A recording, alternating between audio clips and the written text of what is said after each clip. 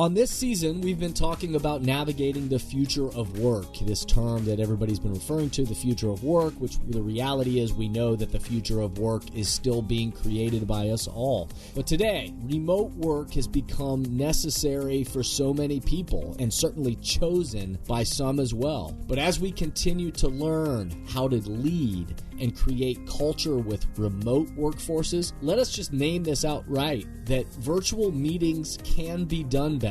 Virtual meetings can be done better.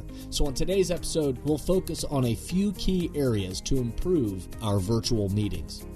Welcome back to The Thermostat with Jason Barger. If you're currently on a commute, a walk, or just a micro break in your day, glad you're making time to step back, to think, and to reflect on the next steps on your journey. I've never been more convinced. The best leaders and team cultures in the world are the ones that make time to step back and calibrate their thermostat. I hope today's conversation leaves you feeling grounded and inspired. Now let's dive into today's topic to engage our minds and hearts in order to authentically lead and create compelling cultures wherever we are in the world. Hey everyone, it's Jason, and welcome back to the Thermostat Podcast. Welcome back wherever you're listening today, however you're coming to the podcast. Welcome back. So glad you are here. We have well over 90 episodes. We may even be at 100 episodes. I got to check in on that. We're somewhere close to 100 episodes now. So glad that you are here. Excited about the energy, the growth, the way that this podcast and the messages continue to amplify all around the world. My hope, as always with this podcast, is that this is a place for you personally to step back, to think, to breathe, to be able to think about everything that's happening in your life and work, and then to stimulate positive movement forward, positive steps along your path. So I'm more convinced of this than ever, as you know, that authentic leadership and creating compelling cultures are as important and needed as ever in the world. So glad that you are making time today or this week or this month to dive back into this podcast. If you are somebody who's been with us from day one, welcome back. And if you are new to this podcast, then I hope you go back and check out some of the previous episodes, because there's so much great stuff that's a part of this podcast, so many great interviews and nuggets that I think you will enjoy. Will you do me a quick favor? Even if you're new to the podcast, or if you're one of the OGs, one of the old folks that have been a part of this from the very beginning, if you will take a minute, please, to rate this podcast, 5-star, of course, and leave a nice review on whatever podcast platform you're using. And then also, if you'll share it, just mention it, share it with the people in your networks. That's the way that these things are amplified and shared throughout the world. That's the way this spreads, whether I like it or not. That's the way it does. So thank you for everybody that takes a moment and takes time to do that. I also, as we start out today, just want to say thank you to anybody out there who was a part of the recent Thermostat Cultures Live event, whether in person in Columbus, Ohio, or virtually through the virtual experience for Thermostat Cultures Live. It was a phenomenal event. So much great stuff. If you want to listen to the recap podcast, the quick recap, you'll hear the energy, the feel, the style of the room. But if you were a part of that event, thank you, and I hope it was everything you hoped it would be. It was a really, really powerful day. So, on this season, we've been talking about navigating the future of work, this term that everybody's been referring to, the future of work, which the reality is we know that the future of work is still being created by us all. Every single one of us, we will be the ones to create what is referred to as the future of work. It's still being created. But we're also in the midst of dealing with the terms that we've been talking about, this great resignation where so many people have quit their jobs, the big shift that we've been referring to on this podcast this season of all the people out there, the war for talent and people shifting jobs and moving. We've been talking about remote work and how we lead and create cultures that engage the minds and hearts of people in times of change. So we're going to continue that today, and I hope you've enjoyed everything to this point, and we've got some more great stuff that's coming. But today, remote work has become necessary for so many people, and certainly chosen by some as well. And we will undoubtedly continue to play a role in the future of work. Remote work will play a role, no doubt, in the future of work. But as we continue to learn how to lead and create culture with remote workforces, let us just name this outright, that virtual meetings can be done better. Virtual meetings can be done better. So on today's episode, we'll focus on a few key areas to improve our virtual meetings. First thing I just want to start out with is that I'm grateful for, when I'm talking about remote working and virtual meetings, I am so grateful for the fact that this technology even exists for us to connect with our colleagues, with friends, with teammates that are all around the globe. So I'm grateful for the technology. And when the pandemic began, for so many people, so many different teams, so many organizations, this became necessary. This is the way that people had to do business. So even teams and organizations that weren't used to doing remote work and communicating over Zoom or Teams or whatever platform they were using, they were so lucky and glad and grateful that the technology existed so that we could connect to each other. So I'm excited about what the technology has already taught us, and I'm excited about the way we're going to leverage it into the future. But I want to start off by just saying I'm grateful for the technology and for the opportunity. I've personally been a part of so many powerful and impactful virtual meetings over the last 20 months that I know it can be done. It can be done well. So I just want to start with a sense of gratitude for the technology. The other thing I want to bring up and just remind us of is that we also know that even in the midst of talking about virtual meetings and engaging the minds and hearts of remote workforces today, we also know that there's power in congregation. There's power in congregation. We know that there will always be power in congregating in person together with people. We know that, you can't duplicate the energy, how key it is to being strategic and being in the same space with each other, looking each other in the eyes, looking each other in the face. We know that there's always going to be energy and power in congregating face to face. But we also know that teams and organizations now are going to need to get more strategic about when are remote meetings, virtual meetings, and then when are we intentionally and strategically going to make sure that we plan and schedule time to be face to face, to be in the same room together, because there will be power in congregating in person. But we also know that we need to get better at holding virtual meetings. And we know that virtual meetings aren't going away. And in fact, they can be, they maybe not the same as being in person, but they can be very effective. They can be very powerful. And so what we also need to know, and we need to practice within our teams and organizations, is that we need to hold and maybe even raise the standard of virtual meetings and leverage the technology even better. Many experienced challenges with virtual meetings, certainly right when the pandemic began. And frankly, many leaders and teams that weren't used to using them, I think it'd be obvious to just say that many people weren't used to using it, and so they weren't very good at using it. And then maybe they weren't even all that skilled at leading virtual meetings. They weren't prepared to lead virtual meetings, and they also just weren't skilled at it. And I think it's okay for us to just recognize that there is a skill to leading any meeting, but certainly different when you're leading a virtual meeting. It wasn't a natural skill for many people, and so it's natural that we've had to go through a learning period for people to figure out how to improve the virtual meeting experience. And now we've had enough experience doing it that this is a great opportunity for each of us as individuals, but also as teams and organizations, to step back and say, okay, what have we learned about this kind of virtual meeting environment? And come to the conclusion that virtual meetings can be done better. So we've done them, and we've kept our head above water, and we've done them out of necessity. Now maybe we can raise the bar on doing them better, because virtual meetings can be done better. So I want to talk more about that on today's podcast. But first, let's take a quick pause for a quick break, and then we'll be right back with today's content. Many teams and organizations right now are realizing they need to do both. They need to engage the minds and hearts of their people in person, bring people back together in person, and continue to engage the minds and hearts of their people virtually.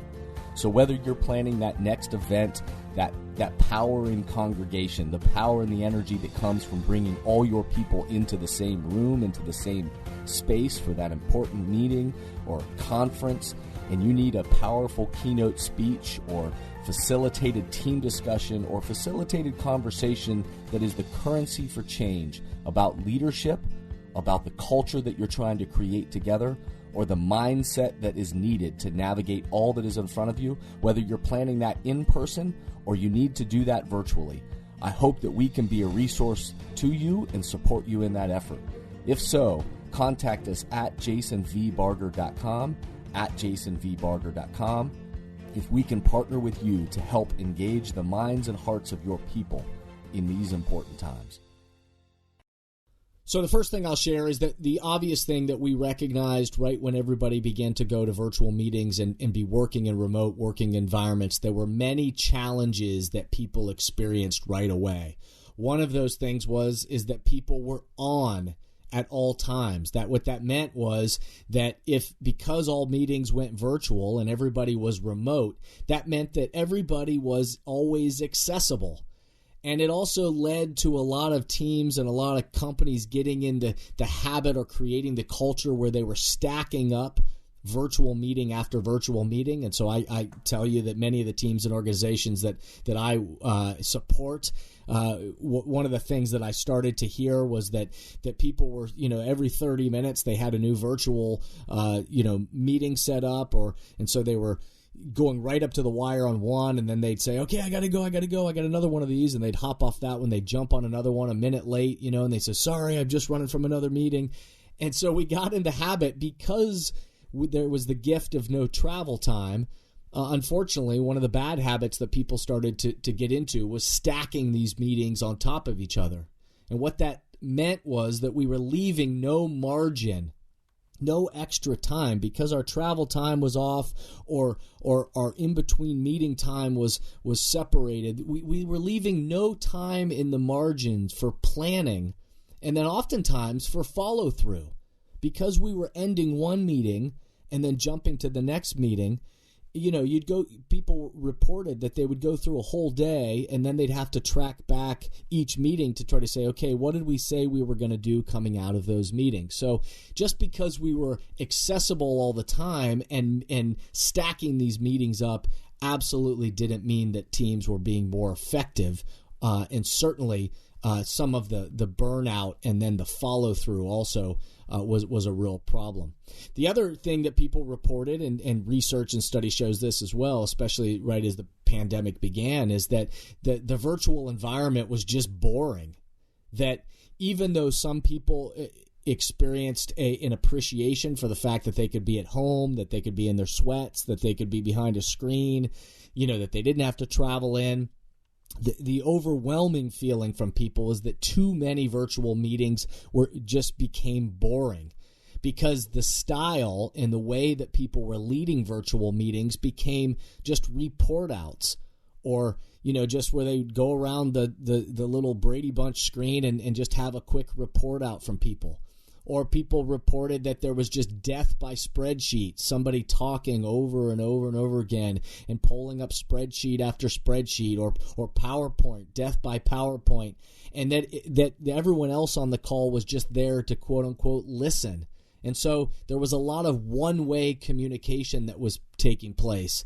And so it created this environment where not only did people feel like they were on all the times, where they were always accessible, where there was meeting stacking that was taking place, that the virtual meetings were boring, and that it also then began to create a lack of connection, which some of the other research that came out, that people have never felt lonelier at work, because we've certainly asked people to isolate. And so it started to create lack of connection, lack of relationship building, and ultimately energy that was being sucking out of people, not giving life to people.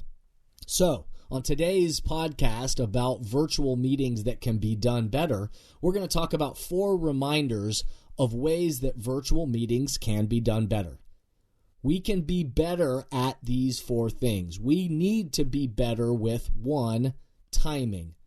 We have to plan our virtual meetings better. So putting a limit on the number of meetings that we schedule, we can't continue this meeting stacking mentality. We have to put a limit within our teams and organizations on the number of these that we're going to have. So we got to stop this meeting stacking, and we've got to get better at the timing. We've got to get better about building in breaks, building in time for planning, building in margin and time for thinking. And we got to get back to what I've talked about on this podcast in the past of investing our time, not just managing our time. So many teams, fell into that busyness trap, and the only way they thought they were being effective is if they had another meeting. And because it was so easy to schedule one, they would just stack meeting on top of meeting. So we've got to get better at our timing and investing our time, not just managing our time. And we've also got to schedule the right amount of time for the right type of meeting. Some, Zoom meetings only need to be 30 minutes. Some don't even need to be 30 minutes. They may just be a 15-minute touch base. Some certainly need an hour, may even need an hour and a half, but with well thought out breaks and interactive nature. But we've got to make sure that we're reconnecting to scheduling the right amount of time. So the first thing that can be better is our timing. How many meetings do we do? How do we schedule them? And how are we investing our time? The second way that virtual meetings can be better is that we got to make sure that there's a purpose. For no matter whether it's an in-person meeting or a virtual meeting, this is true. But this is true for all meetings. Every single meeting that we have and that you schedule as a leader has to have a purpose. We've got to make sure that there is a clear purpose and mission to the meeting. If there isn't, and we can't articulate why it is that we're gathering, in person or virtually, then it probably is a meeting that we don't need to be having. So why have we gathered? And then also clarity around what are we trying to accomplish? And we've got to be able to name it and let that drive the meeting. Or else we'll just end up chasing tangents and there'll be a lack of focus and certainly people chiming in without a clear purpose. So we've got to make sure that we can get better at timing, and we got to get better about purpose. The third thing that we've got to get better at to have better virtual meetings is connection. So much of the research and so much of the anecdotal response that I heard from people was that these virtual meetings were just boring, and they were boring people to death, and people were just then sitting there all day long staring at their screen and just listening. And that was creating a lack of connection, disengagement, and just boring and loneliness. So we've got to put the death by spreadsheet or death by PowerPoint, the one-way communication kind of report out virtual meeting, we got to put those to bed. We can't do those anymore. We can only go so long doing that before connection is totally lost and then all are bored. So, yes, not the same as being in person. I know that. It never is. But on the best and most engaging virtual meetings that I've been a part of is that we have made time and space to connect with those on the call. So think about it when you're scheduling a virtual meeting. What element of the meeting are you going to leave room and space to connect, to ask your teammates how they're doing, to have a conversation, a question that everybody's going to participate in? We need to make sure that we're building in engagement and a way for all people to contribute to a powerful conversation that's the currency for change. But what that means is in our virtual meetings and in our planning, we've got to make room for connection. So virtual meetings and how can we make them better? We got to, make sure that we are thoughtful about timing. We got to make sure that we're thoughtful about the purpose of the meeting. We've got to build in time for connection. And then lastly, we've got to do a better job of utilization of the technology tools. now that we've been doing this for long enough and you have practice on many of these platforms, one of the things that leaders and teams and organizations need to get better at is we need to get better about utilization of the technology tools. No more one-way listening and staring at the screen. We've got to make sure that we are utilizing the chat function so that everybody's participating and making it interactive. We've got to be leveraging the polling features to make sure that we are allowing people to vote in on things and share their voice and keep it interactive. We absolutely need to be planning breakout groups and utilizing the technology that exists to be able to poll either randomize people on your team or specific people throughout your organization together to wrap their heads around a specific question and a problem that we're trying to solve. And we've got to just make these virtual meetings more engaging and interactive. We need to invite people into participation. So what I'm seeing about the future of work is that remote work is always going to be a part of certainly the future of work that's being created. And virtual meetings are going to be important. Yes, we're going to need to be strategic and intentional about when we have people together in person, but we're also going to have to get better about leveraging the virtual technologies. And the reality is we have to look ourselves in the mirror and certainly in our team and organizations and say, you know what? Virtual meetings can be done better. And the way they can be done better is that we've got to get better at the timing of them, investing our time, not just managing our time. We've got to get better at making sure there's a purpose for every meeting we schedule. We've got to make sure that we get better at building in connection with everyone involved in the call rather than just one-way communication and report outs. And we've got to better utilize the technology tools that exist, the interactive functions like chat and polling and breakout groups and all the ways that we keep these interactive. If we start to do that better and raise the bar on the way that we do virtual meetings, we will see our effectiveness, our efficiencies, and the morale within our teams increase. So, as always, calibrating our personal thermostat for our own awareness around these things, our own response, and calibrating our own kind of social awareness and relationship development of the people on our team. You know, this is the heart of emotional intelligence. And so we are the thermostats. From our own internal temperature, we then set a temperature for other people externally.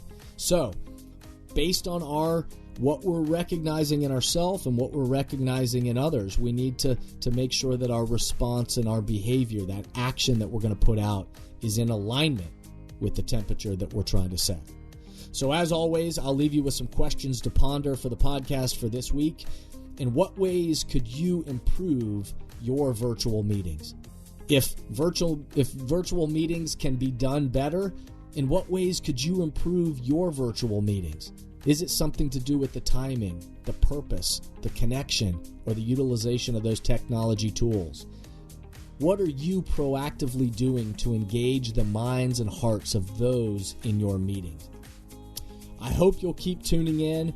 Next episode, we're going to be talking about, hey, don't complicate leadership. Leadership isn't easy, but let's not complicate it either. Remember, the best leaders, teams, and cultures on the planet stimulate progress by recalibrating their thermostat together. Thank you for listening to today's podcast, and I hope the messages and questions stimulate positive change along your path. As always, if these messages resonate with you and add value to your life, I hope you'll help amplify them throughout the world. Please rate, comment, and share on whatever podcast or social media platform you're using. And share this podcast with the people in your life or work who should be part of these conversations. That way, this spirit does, in fact, spread.